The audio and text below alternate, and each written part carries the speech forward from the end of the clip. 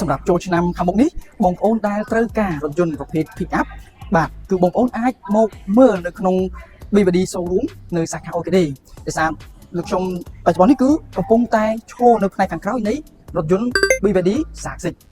បាទសម្រាប់ការរចនាផ្ទៃខាងមុខរបស់ BVD គឺយើងឃើញមានអំពូលបំភ្លឺពេលថ្ងៃក៏ដូចជាការរចនានៅបាទភ្លើងបណ្ដេញជុំវិញនៅស្តុបខាងមុខនេះតែម្ដងណាហើយមិនត្រឹមតែប៉ុណ្ណោះទេគឺយើងមានទាំងកាមេរ៉ាផ្ទៃខាងមុខរថយន្តក៏ដូចជា logo BYD បាទ BYD នៅមុខផ្ទាល់តែម្ដងដែលជានិមិត្តសញ្ញារបស់ BYD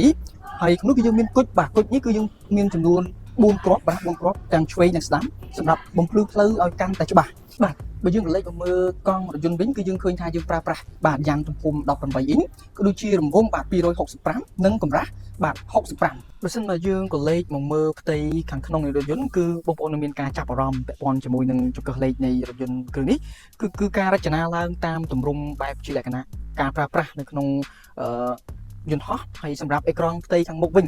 គឺយើងប្រើជាលក្ខណៈបាទ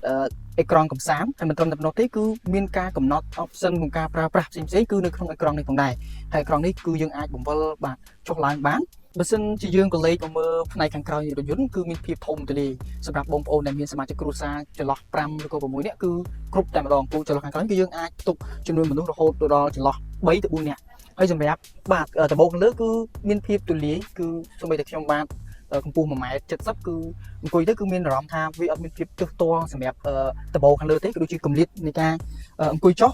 ផ្ទៃខាងបាទរវាងចន្លោះគឺមានបាទធំទូលាយទំហំធំទូលាយមែនទែនសម្រាប់មិនឲ្យបងប្អូនមានអារម្មណ៍ថាទើសជើងឬក៏ពិបាកក្នុងការអង្គុយនោះទេ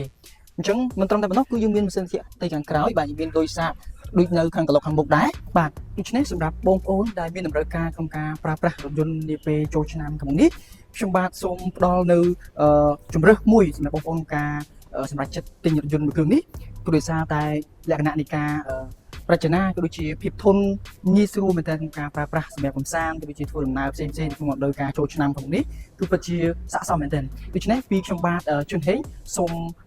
គោរពជម្រាបលានិងជួបគ្នានៅវីដេអូក្រោយបន្តទៀតសូមអរគុណបាទ